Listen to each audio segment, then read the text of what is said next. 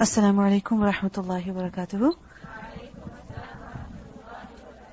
نحمده ونصلي على رسوله الكريم أما بعد فأعوذ بالله من الشيطان الرجيم بسم الله الرحمن الرحيم رب اشرح لي صدري ويسر لي أمري واحلل عقدة من لساني يفقه قولي ربنا زدنا علما.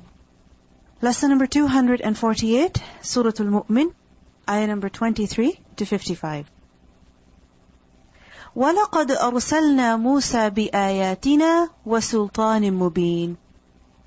And we did certainly send Musa alayhi salam with our signs and also a clear authority. In the previous ayah, it is mentioned that Allah subhanahu wa ta'ala sent messengers, how?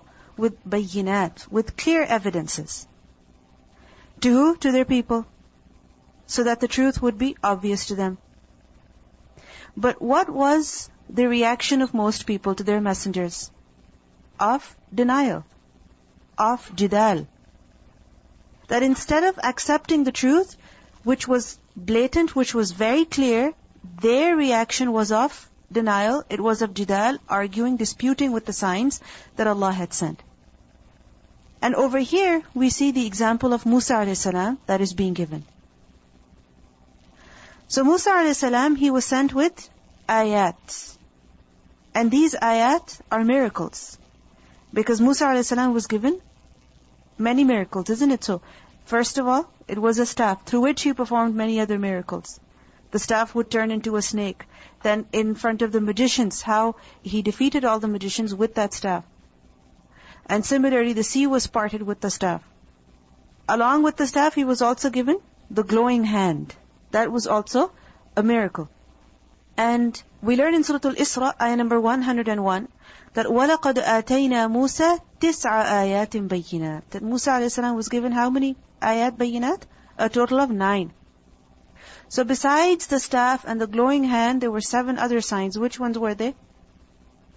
The punishments that were sent on the people of Fir'aun in the form of the frogs.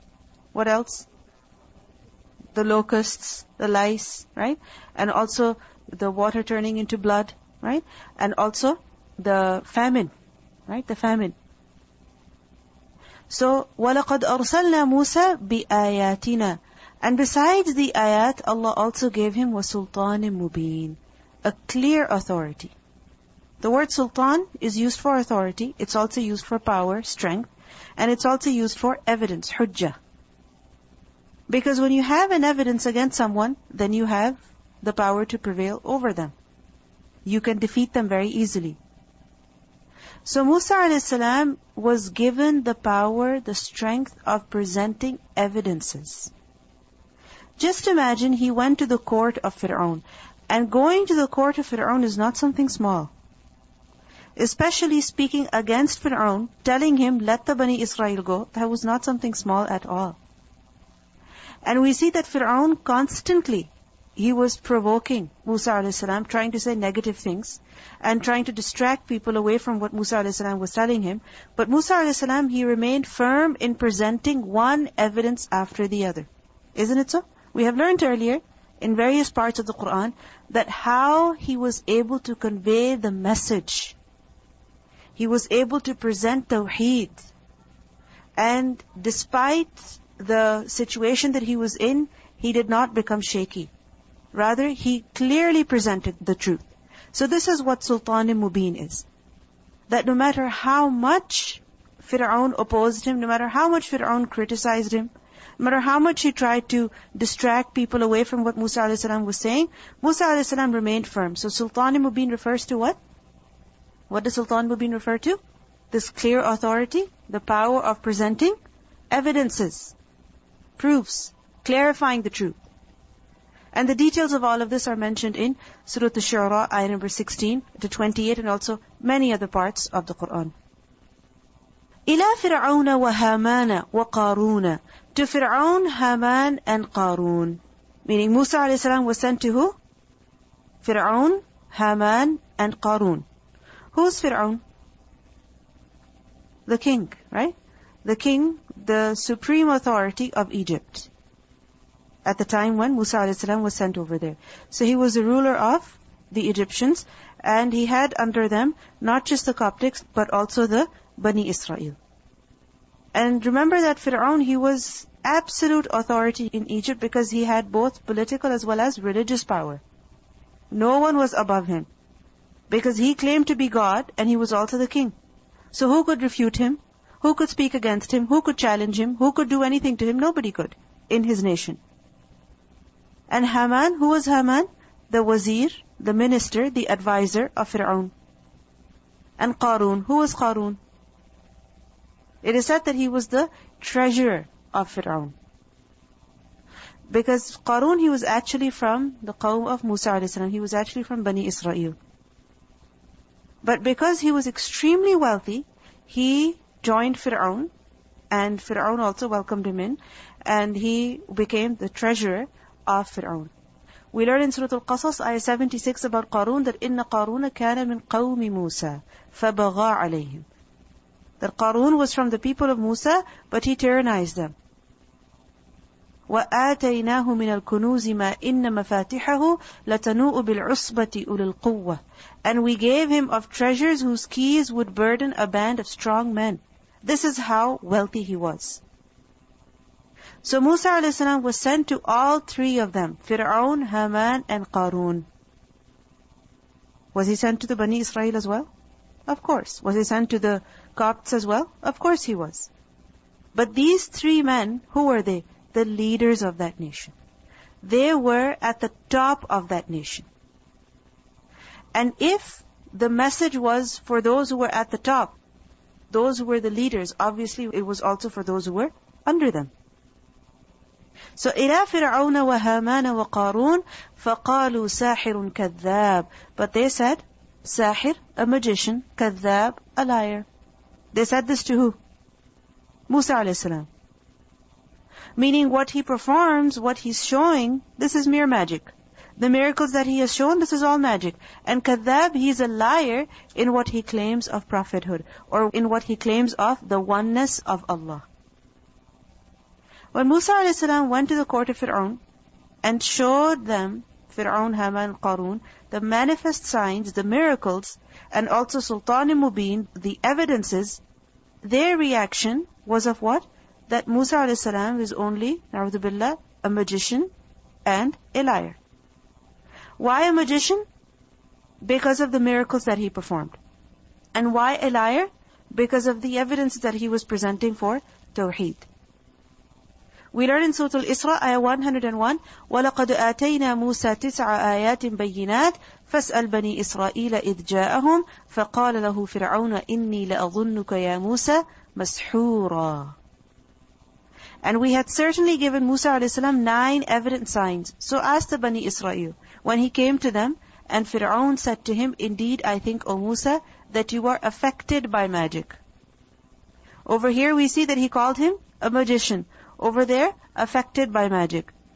And on the basis of this, they denied Musa a.s. as well. In Surah Taha, ayah 63, قَالُوا إِنْ هَذَانِ لَسَاحِرَانِ يُرِيدَانِ أَنْ يُخْرِجَاكُمْ مِنْ أَرْضِكُمْ بِسِحْرِهِمَا وَيَذْهَبَا بِطَرِيقَتِكُمُ الْمُثْلَى.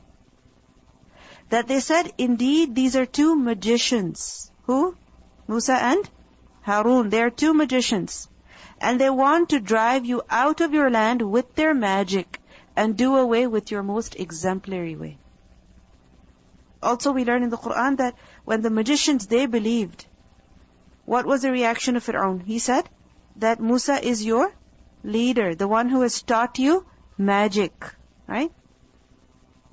So the miracles, Fir'aun, he labeled them as magic. And the evidences that Musa a.s. presented, what did Fir'aun call them? Lies. Why did he do that? Why? Out of arrogance, he belittled the signs of Allah. If you think about it, for the people of Fir'aun, anything that was extraordinary, what was it? How could it be done? Only through magic. Right? Because that was the time when magic was very prevalent. It was very common and people were very impressed by it. And that's the tool that people used to gain strength, to come closer to Fir'aun. Right? To do anything. So that's the tool that people used. So he called the miracles magic. Why? to show to the people it's not anything special. It's just magic. Just like other people do, this is also magic. So he called the miracles magic in order to belittle them, so that people are not impressed by them. And as a result, people don't believe in Musa a.s. Because when the magicians were defeated, just imagine, all of the magicians were defeated. The magicians believed. And if the magicians believed, you think the rest of the nation would not? Of course they would. But when he called the miracles magic, then what happened? All of a sudden, the importance that was being given to the miracles, it was gone. When he said it's magic, it's just something ordinary. Not something that's very great. It's not something that's very special. So, by calling the miracles magic, he was belittling them, so that the people are not impressed by them, and as a result, they don't believe. And he called him a liar. Fir'aun called Musa a.s. a liar. Why? To prevent people from trusting him. Because when there is no trust, then again, people don't accept. So, Sahir and Kadhab. And if you think about it, was Musa a.s. the only person who was called Sahir and Kadhab? No. So many messengers other than him were also called Sahir and Kadhab. Even the Prophet ﷺ.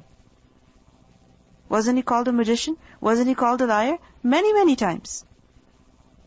So over here we see that the Prophet ﷺ is being reassured that yes, you are called a magician, you are called a liar, but the Prophets before, they were also given the same names by their people.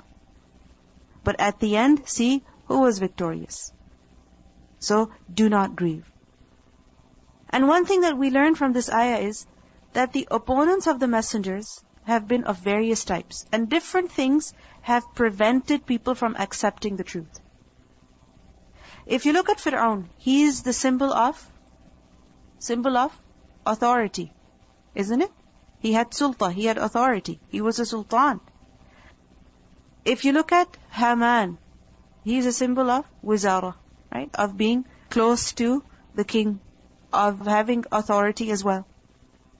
And if you look at Qarun, what did he have? Wealth, right? So different things have prevented people from accepting the truth. And if you see, these three individuals are mentioned over here, they symbolize those things that prevent people from accepting the truth. Besides these three things, there is also physical might, physical strength that prevents people from accepting the truth. For example, the people of Ad, they were very strong physically. In Surah Fussilat, ayah 15, we learn, فَأَمَّا عَادٌ فَاسْتَكْبَرُوا فِي الْأَرْضِ بِغَيْرِ الْحَقِّ وَقَالُوا مَنْ أَشَدُّ مِنَّا قُوَّةً. That they were arrogant upon the earth without right, and they said, who is greater than us in strength? So their physical strength prevented them from accepting the truth. Qarun, it was his wealth. Fir'aun, it was his power. Haman, it was his closeness to the king. فَلَمَّا جَاءَهُمْ بِالْحَقِّ مِنْ عِنْدِنَا. And when he brought them the truth from us. When Musa a.s. brought the truth to who? To Fir'aun and his people. And this truth, Musa a.s. had received it from who? From Allah subhanahu wa ta'ala, مِنْ عِنْدِنَا. قَالُوا, they said. Who said? All of them three. Right? Fir'aun, Haman, and Qarun. They said, اُقْتُلُوا أَبْنَاءَ الَّذِينَ آمَنُوا مَعَهُ. That kill the sons of those who have believed in him. In who? In Musa a.s. So kill the sons of all those people who believe in Musa. Who is it that had believed in Musa a.s.? The Bani Israel. But there were also people from among the Egyptians, the Coptics, who were influenced by the message that Musa a.s. had brought. Because after all, he was presenting clear evidences, and that event with the magicians also proved that he was truthful. So Fir'aun, what tactic did he use over here? Of violence, of threatening people, of declaring Iman as a huge crime. That if any person believes, regardless of who he is, what's his punishment? Kill their sons. اُقْتُلُوا أَبْنَاءَ الَّذِينَ آمَنُوا مَعَهُ. Kill their sons, وَاسْتَحْيُوا نِسَاءَهُمْ. And keep their women alive. And he made this announcement openly. So we see over here that Fir'aun and Haman and Qarun, they became extremely arrogant and extremely violent. And in order to prevent people from believing, they declared Iman as a crime. So becoming a believer became a huge test. And think about it, how many people must have been prevented from accepting Iman? Just imagine if today somebody tells you, if you're a Muslim, if you're a believer, your son will be killed. Just imagine. Just imagine how many people would remain believers? How many people would show their faith? How many? Very few. So he did this in order to deter people from accepting Musa a.s. as a prophet of Allah. And in a way, this was adopted to humiliate the believers as well. To humiliate the believers as well. Because if the believers are humiliated, then who would want to become a believer? No one. Isn't it? So how was he going to humiliate the believers? By killing their sons and keeping their women alive. And remember that this was the second time that Fir'aun passed this law. The first time it was when Musa a.s. was born. Okay? And why was that? That was only for who? The Bani Israel. And that was to finish their nation and also to control them and also to subjugate them. And now the second time when Musa a.s. came as a prophet of Allah, again Fir'aun passed this law. And this was general now. That any person who believes in Musa, not just Bani Israel, but any person even besides Bani Israel as well. This is why we learn in Surah Al-A'raf, ayah 129, that قَالُوا أُوذِينَا مِنْ قَبْلِ أَن تَأْتِيَنَا وَمِنْ بَعْدِ مَا جِئْتَنَا. That Musa a.s. when he came, the Bani Israel said to him, that we have been harmed before you came to us and after you have come to us. Before you came to us, our sons were being killed. After you have come to us, again the same thing has started. And what is it that Fir'aun wanted to achieve by this? Deter people from accepting Iman. But Allah says, وَمَا كَيْدُ الْكَافِرِينَ إِلَّا فِي ضَلَالٍ. And the plot of the disbelievers is not except in error. What does it mean by fi dalal? Fi dalal is when something gets lost. When something is ineffective. You start something but it just gets lost in the way. So it never gets accomplished. You can never complete it. You can never fulfill it. So the kaid of the disbelievers, the plot that they plan in order to harm the believers, in order to deter people from accepting Iman, this kaid, does it come up to anything? No. Is it effective? No. Do they achieve what they want to achieve with that kaid? No. وَمَا كَيْدُ الْكَافِرِينَ إِلَّا فِي ضَلَالٍ. And this is specific to this context and it's also understood in the general sense. Specific to the context with regards to Fir'aun. He wanted to deter people from accepting Iman. This is why he passed such a harsh law. Such a violent law. But we see that still, there were many people who believed in Musa a.s. Isn't it so? And as we will learn in the following ayat, even from the royal family, there was a person who believed in Musa a.s. So, his huge plan, his huge plot to stop people, didn't work. It came to nothing. It was useless. And in the general sense as well, that any kaid, any plot that is used to harm the believers, persecute them, prevent them from Iman, it's not effective. It doesn't work. Maybe it will cause harm for some time, but eventually, what happens? It doesn't work. Because people who want to believe, they believe anyway. People who want to obey Allah, they obey Allah anyway. And we see that throughout history, there have been so many attempts to suppress the truth, isn't it? But despite that, the truth has been lived. Despite that, the truth has been accepted. I remember coming across a girl once who was raised in Azerbaijan, and she was a Muslim, but when she was growing up, the study of Quran was completely prohibited, the study of religion completely prohibited, and she had no idea about what Quran is, what Islam is, how to read Quran, anything like that. But she was very interested in reading. She loved books. And just one day by chance, she was going through some library and she found a Quran, a mushaf. And she was wondering, what is this? What is this?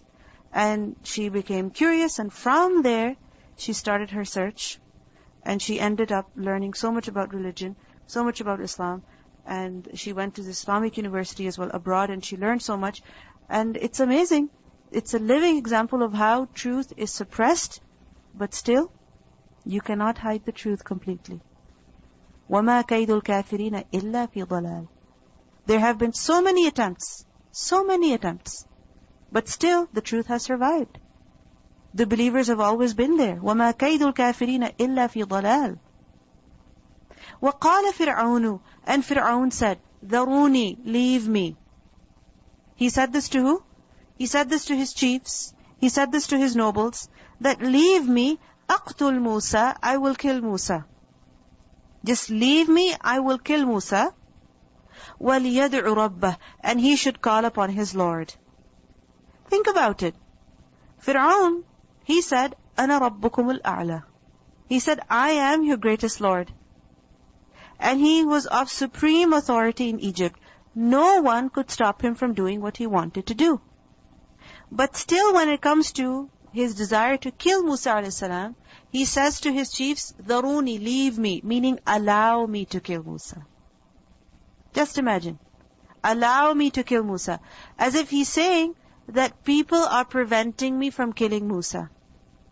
And if people would not prevent me, I would have killed him. The fact is that he was a coward on the inside. And he was putting the blame on others. On the outward, he displayed greatness, but on the inside, he was a coward. So, قَالَ فِرْعَوْنُ ذَرُونِي أَقْتُلْ Musa. If you think about it, there was nothing that could prevent Fir'aun from killing Musa a.s. Musa a.s., after all, who was he? Just one man. Who was with him? His brother. Right? And which people had believed in him? The Bani Israel. Who were they? The slaves of the nation. Right? And on top of that, there was a law that had been passed. Anyone who believes in Musa, kill their sons. Humiliate them. So no one even dares to join him. No one dares to listen to him. So what was it that was stopping Fir'aun from killing Musa a.s.? What was it? He was just never able to do that. He was never able to do that. Every time he wanted, every time he attempted, he was unsuccessful. And Allah subhanahu wa ta'ala, this is how He protects His prophets. This is how He protects His beloved servants. If you think about it, Muhammad sallallahu alaihi wasallam was also in Makkah. Was it difficult for people to kill him? No. Remember Umar radhiyallahu anhu, he got it once with his sword, walking all the way in order to kill the Prophet sallallahu alaihi wasallam. Was he able to do that? No, he became a Muslim. Right? Similarly, we see the Banu an-Nadir, they wished to kill the Prophet sallallahu alaihi wasallam. Right? He was the most wanted man. People were searching for him in the desert, but they were unsuccessful. Isa a.s., people tried to kill him as well. Were they successful? No. But if you think about it, he was only one man with only a few supporters. But still, they were not able to kill him. This is the protection that Allah grants to His servants. When a person leaves his affair to Allah, then Allah protects him. Allah takes care of him. And if you analyze the situation logically, it doesn't make sense. That how? How is it possible? What was so difficult for Fir'aun? How could he not kill Musa a.s.? It was just how Allah subhanahu wa ta'ala protected him. He never was able to kill Musa a.s. It is also said that every time Fir'aun intended to kill Musa a.s., his nobles, his chiefs, they discouraged him. Because they would say to him that if you kill him, that would show that you have been defeated. Because you have not defeated him in argument. You have not defeated him in the competition. So if you kill him, it shows that you were defeated. So you have to prove him wrong. You have to show him wrong. You have to make him unsuccessful. That will show that you're successful. So وَقَالَ فِرْعَوْنُ ذَرُونِي أَقْتُلْ Musa. Just leave me, I will kill Musa. And then he challenges Musa a.s. وَلْيَدْعُ رَبَّهُ. And he should call upon his Lord. I'm going to kill him. And let Musa do whatever he wants. He should call upon his Lord to save him, to protect him from me. I'm definitely going to kill Musa. وَلْيَدْعُ رَبَّهُ. And what's the reason that he gives? the justification for killing Musa alayhi salam? That inni akhafu, indeed I fear, an yubaddila deenakum, that he will change your religion. I fear that he will change your religion. You will begin to follow him in his religion, in his ways of worship, in his beliefs. And you will abandon my way. You will abandon the worship of my gods, my idols, the worship of me. You will abandon your traditions and customs. And remember, Fir'aun was very proud of his culture, of his tradition. Isn't it so? He called it tariqatikumul musla, exemplary lifestyle. So he was afraid that if Musa is here, then I'm afraid he's going to change your religion. You're not going to follow me anymore. And if that doesn't happen, if that is not good enough of a reason, I fear that أَوْ أَن يُظْهِرَ فِي الْأَرْضِ فَسَادٍ, or that he will cause in the earth corruption. يُظْهِرَ, أَظْهَرَ يُظْهِرُ, to make zahir, to make prevalent, to make visible. So he is going to make fasad prevail in this peaceful land of ours, if he survives. If you think about it, who is creating fasad? Did Musa a.s. say, kill the children? Kill the boys? Who said that? Fir'aun said that. Musa a.s., what did he say to Fir'aun? Let the Bani Israel go. Simple. Or just believe. Simple. And Fir'aun, he was being extremely reactionary in the way that he brought all of the magicians, in the way that he passed the law that the sons of the believers should be killed and their women should be kept alive. So in reality, it was Fir'aun who was creating fasad, not the Prophet of Allah. Because the Prophet of Allah does not cause fasad. What does he cause? Islah. But it's amazing how the mufsid, they are called muslih, and the muslih, what are they called? Mufsid. The hypocrites, in Surah Al-Baqarah, ayah 11, what do we learn? وَإِذَا قِيلَ لَهُمْ لَا تُفْسِدُوا فِي الْأَرْضِ قَالُوا إِنَّمَا نَحْنُ مُصْلِحُونَ. When they are told, do not spread corruption in the land, they say that we are only spreading goodness. So, according to many corrupt people, Iman is what? Fasad. Following the religion of Allah is what? Fasad. Because that causes unrest in the society. It brings about a change in the society. Right? And when people become believers, when they change their religion, then there is conflict. Everything was perfectly fine, and now there is conflict. So they call that fasad. So look at the bias that they have for the deen of Allah. They see Iman as fasad fil ard. And this is why they were afraid of the deen of Allah, the religion of Allah spreading. And Fir'aun had the same fear. So he gives two reasons over here, that إِنِّي أَخَافُ أَن يُبَدِّلَ دِينَكُمْ أَوْ أَن يُظْهِرَ فِي الْأَرْضِ فَسَادٍ. He gives two reasons. He tries to show Musa a.s. is guilty. That if he is proven guilty, then his murder is justified. Look at Musa a.s., so calm. وَقَالَ Musa, and Musa a.s. said, إِنِّي عُزْتُ بِرَبِّي وَرَبِّكُمْ مِنْ كُلِّ مُتَكَبِّرٍ لَا يُؤْمِنُ بِيَوْمِ الْحِسَابِ. I have sought refuge in my Lord and your Lord from every arrogant one who does not believe in the day of account. Fir'aun challenged, وَلْيَدْعُ رَبَّهُ. Musa a.s., he did dua to Allah. He did pray to Allah. He did not lose confidence in prayer. If people make fun of us, go ahead, read Quran. See what happens to you. Go make dua. Let's see what happens. What happens to us? We lose our confidence. Right? If somebody mocks at us, if somebody ridicules our act of worship, anything that we do, we stop doing it immediately. We get discouraged.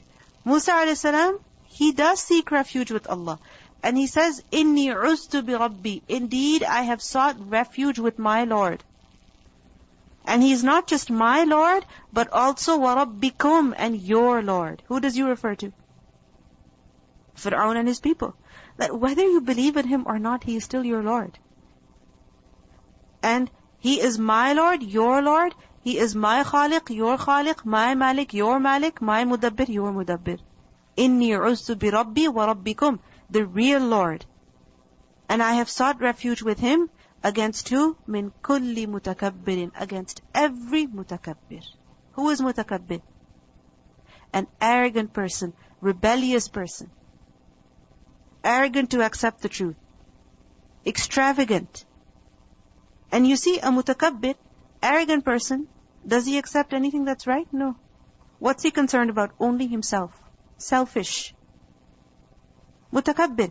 And Fir'aun is an example of who? Mutakabbir. So, min kulli mutakabbir, la yu'minu biyawm al-hisab, who does not believe in the day of account. Which is why he wishes to harm me. Because a person who believes in the day of account, he becomes very careful in his dealings with others. Then he does not deal with other people arrogantly. Rather, he becomes humble with other people. He does not deprive them of their rights. Rather, he gives them their rights. So, who is it that becomes arrogant? The one who does not believe in the day of account.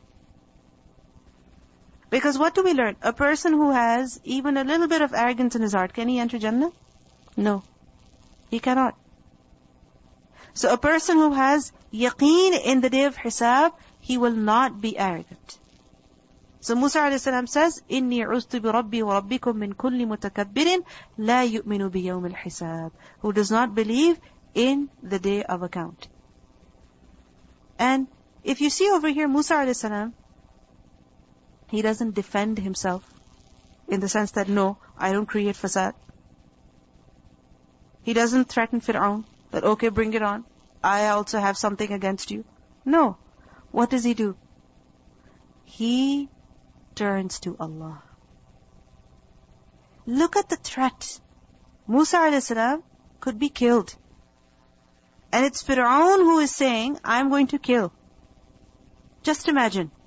It's not an ordinary person, it's actually Fir'aun. How afraid could a normal person be? Extremely afraid. He would give up. But we see that Musa a.s., he turns to Allah.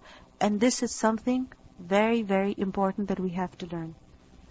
Remember the theme of the surah? Da'wah ilallah, calling people to Allah. And when a person is calling people to Allah, he will face many challenges, many threats, many fears, many risks. And in all of these different situations, what does a person need to do?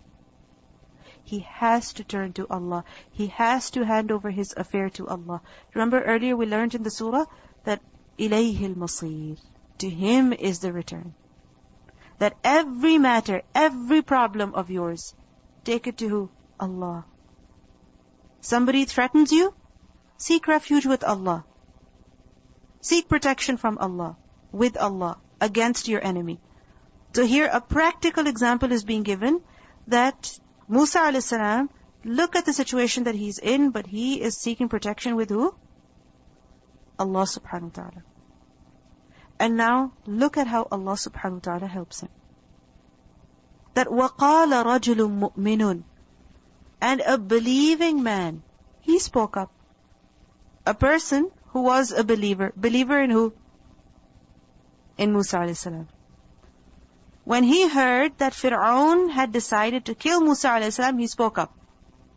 And this Rajulun Mu'min, who was he? He was min ali Fir'aun. He was from the family of Fir'aun. And yaktumu imanahu, he was concealing his faith. So first of all, this man, he was from the family of Fir'aun.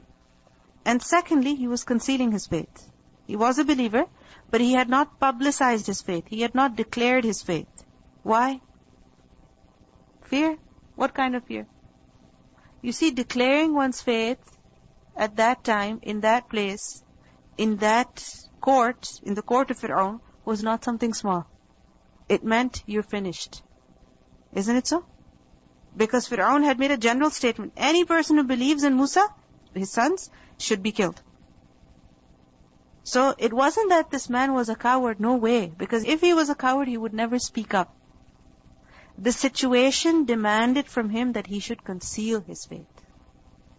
Okay?